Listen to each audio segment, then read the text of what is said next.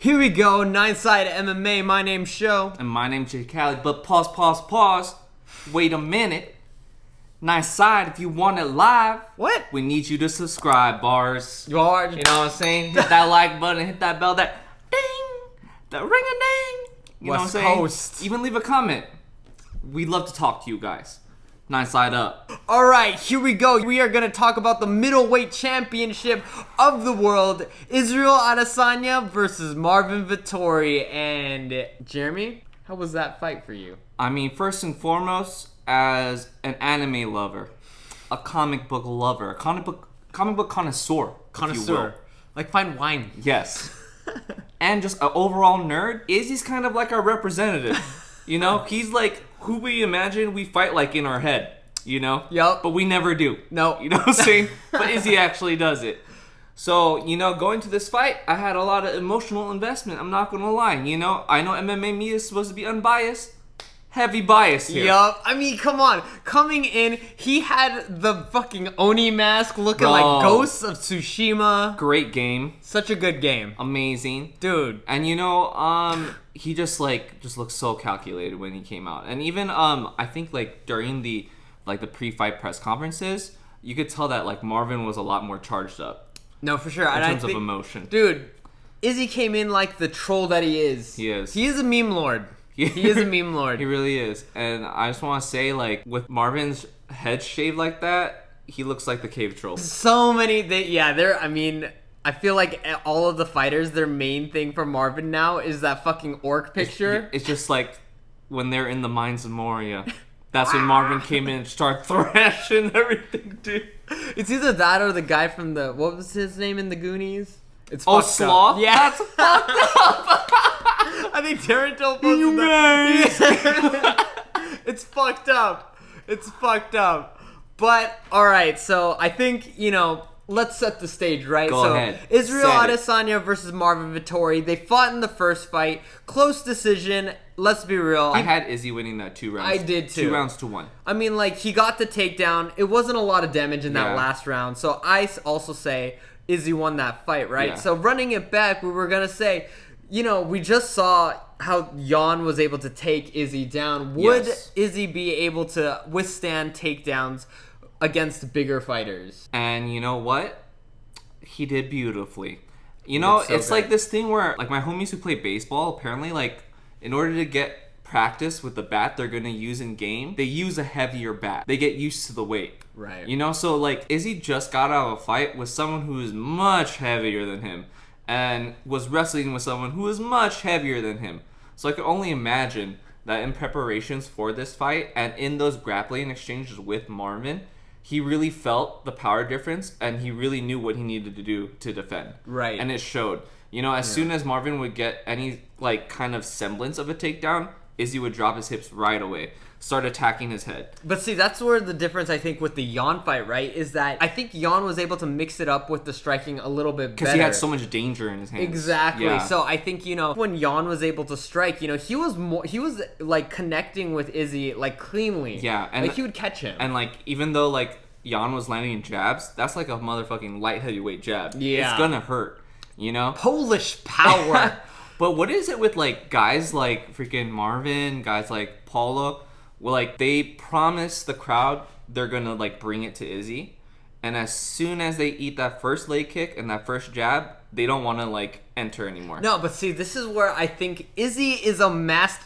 I think if Izzy was a fucking Pokemon type, he's Shadow type. He's got feints. He can fucking distract it. You know what I mean? He's throwing shadow balls left and right. Like, the dude has such an arsenal that, like, I think the way that he does it is that, you know, like we saw right in the beginning, right? He instantly goes for the kicks. Yes. And then after that, he instantly starts feinting. Yes.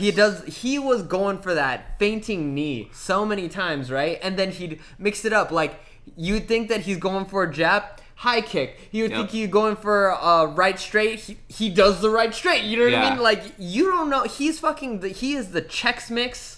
You know what I mean? Of the He's fucking you know, that UFC. chip bag variety pack that Yes. has the Funyuns, the Doritos, and the Fritos, the chili cheese ones. He's the variety pack, the baby. variety. You reach in the bag. Yeah, what are for you real. gonna get? And he even used the Reaper combo. left jab, right straight to a fade, kick. Yes. Amazing. And Except it was the high opposite kick- because he stands from southpaw. Yeah, so yeah. it'd be this. Whop. Yeah, it was a Yeah. left hook with the left high kick. And Yeah. see, that was the beauty of Izzy. It's just classic Izzy. Mm-hmm. You know what I mean? He's throwing feints, Marvin starts biting, and then boom, he follows it up with like another strike, Yeah. right? It's just continuing the flow of his punches. And you know what was also like kind of alarming straight off the bat? I feel like right when the fight started, if you looked at both fighters, it seemed like Marvin was breathing heavy right away. Like his mouth was open and he looked like kind of worried in there. Right, Whereas right. Izzy just stoic as shit. No, but if you watch the videos that, you know, in the beginning in all of the fighter meetings or like the interviews, you could hear Izzy talk about the way that he prepped for this fight is that he did all these breathing drills. Like he even predicted that Marvin would be breathing out of his mouth And he did. in the fight and he would He be did. breathing easy. Looked like a goldfish out there. I mean, like, just put it this way. In about a year, people will start doing what we're doing right now. And that's just, you know, focusing on, you know, how you breathe, not just breathing for the sake of breathing. Just put it this way. Watch him by halfway through the first round or at the end of the first round, he's going to be mouth breathing. And you'll see me nasal breathing. In, out, fresh air.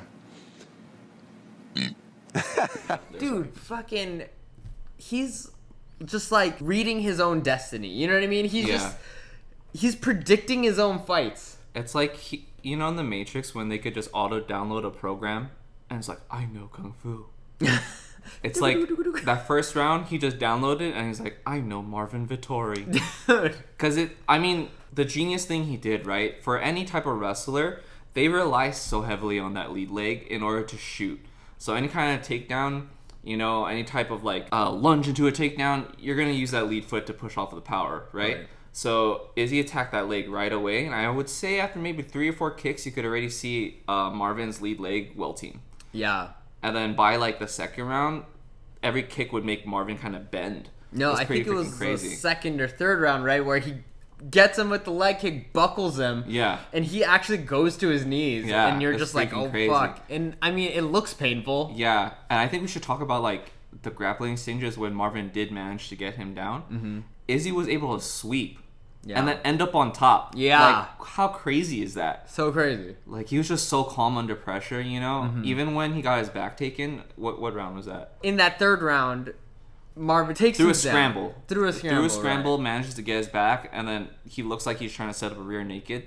Right. And Izzy defends it right away. Yeah. Freaking spins, and now he's on top. Right, no, because it was after the second round, Rafael was yelling at Marvin, you're Yeah. losing, you're losing. Take him So down. he was like, all right, I got to take him down. So started round 3, takes him down. And I thought he did a good job of, you know, he moved Izzy away from the fence as he was trying to, you know, move into position, right?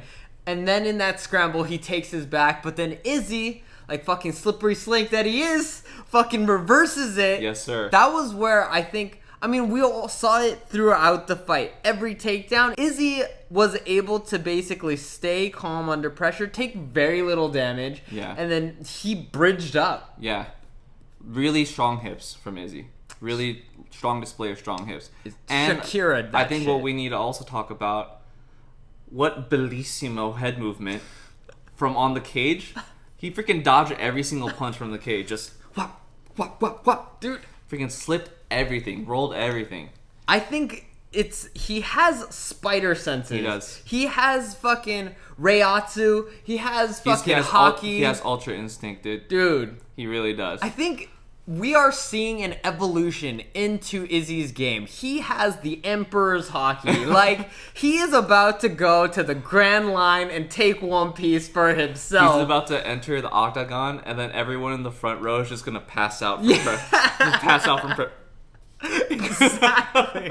Dude, I mean, seriously, like, Yeah. the way that he's fighting is he's got that sixth sense. And now he's got the armaments. Right. Dude, gear force in that fucking Like, shit. did he get a PhD in the middle of the Yan fight? Because he was surgical out there. I'm sterile. Dude, he's fucking killing it. And I don't want to just, you know, spend this video blowing smoke up Izzy's ass. Because, Yeah. like, we all know the guy is on another level. Marvin, I think the problem was there were times where I felt like you could see like a shimmer of success, right? Yeah. When he'd move forward and he was pressing the action, as Rafael would say in his corner, it's like when you're first, that's when this is your fight. But if you let Izzy dictate it, yes, like he was losing. And right? the problem is like those little glimmers of like success was just decorated with hesitation. Right. It's like he was just way too hesitant and just I think he would have had a lot more success if he just blitzed more. Right. But then he knew every time he blitzed he was going to eat something coming in. Right. And that just goes to show like just how masterful Izzy is at maintaining distance, at attacking from range, and mixing up his feints with real strikes and just throwing the whole variety at you. Dude. Like, he's throwing the whole menu at you. Exactly. He's giving you a tasting menu. You don't even have to order anything with Izzy. He's like, here's the meal. Enjoy. But then you don't even know the genre or the fucking type of fusion foods that you are getting. I didn't come here for sushi. Yeah. It's like, this is my sushi spaghetti. Fucking fried chicken banh mi's, motherfucker.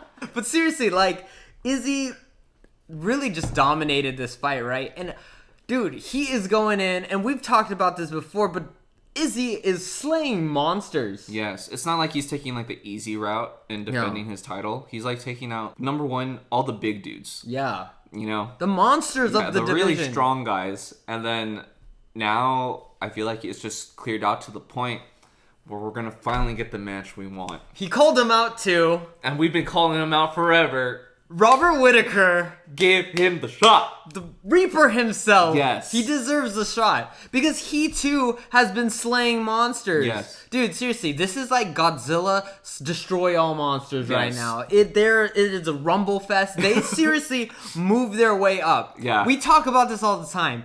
Anime tournament arc, but there are 2 anime tournament arcs that they just climb. And these are the dude antagonists right now. Seriously. Yeah.